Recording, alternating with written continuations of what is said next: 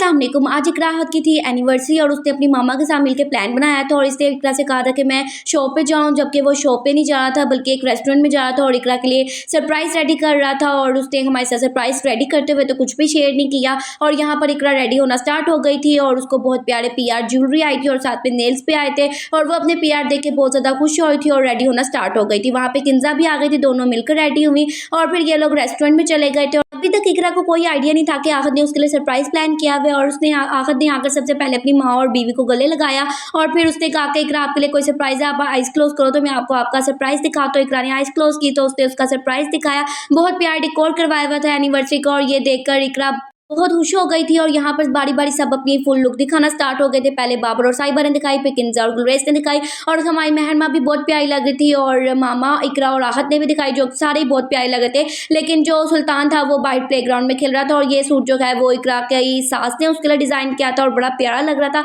आहत भी यहाँ पर अपने माँ के साथ बहुत ज़्यादा प्यार कर रहा था। फिर इकरा की बारी थी कि वो आहत को सरप्राइज थे, उसने उसके लिए कस्टमाइज केक करवाया हुआ था। उसने इतना बता दिया था लेकिन किस तरह का करवाया हुआ है वो उसको अनबॉक्स करना स्टार्ट हो गई थी केक को और उसने फिर आहत से कहा कि अब अपनी आइज खोले और अपना जो सरप्राइज है वो देखे आहत बहुत ज़्यादा खुश हो गया। आधा जो है वो इकरा को रिप्रेजेंट कर रहा था और आधा आहत को कर रहा था, क्योंकि इकरा और आहत ने बताया कि हमारी सिर्फ 3 वजह से ही लड़ाई होती है, एक लैपटॉप, ग्लासेस और साथ में जी मोबाइल से। तो इसी वजह से इकरा के माइंड में आया कि मैं आहत को यही सरप्राइज देती हूँ। सरप्राइज तो ये दोनों एक दूसरे को दे चुके थे और फिर इन्होंने केक कट किया और एक दूसरे को खिलाया और बारी बारी आकर सब खाना स्टार्ट हो गए थे।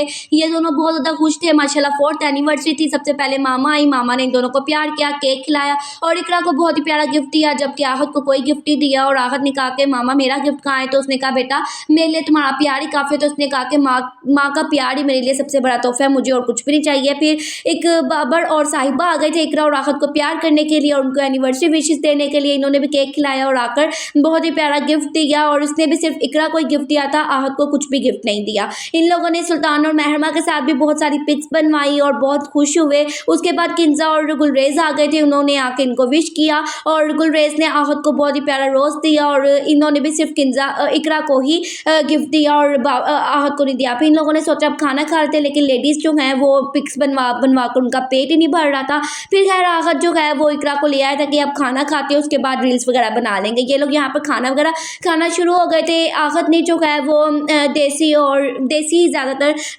ऑर्डर किया हुआ था और सारे बड़ा खुश हो रहे थे देख के और पिज़्ज़ा वगैरह बच्चों के लिए ऑर्डर कर दिया था। मामा ने कहा तुमने हमें सारा खाना खिला दिया लेकिन मटका बिरयानी तो खिलाई नहीं। फिर इन लोगों ने मटका बिरयानी खाई और किंजा भी इनकी एनिवर्सरी में आके बहुत ज़्यादा हैप्पी थी। खाना ये लोग फ्री हो चुके थे खाकर।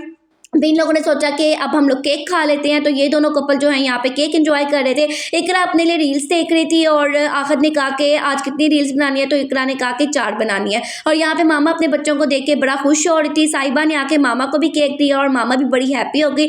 सुल्तान और महरमा भी बड़ा इंजॉय कर रहे थे, स्विंग्स ले रहे थे और यहाँ पे बड़े बड़े मज़े की गेम्स भी थी। फिर जो है गुलरेज और सुल्तान वो गेम खेलना स्टार्ट हो गया और किंजा भी बहुत ज़्यादा इंजॉय कर रही थी।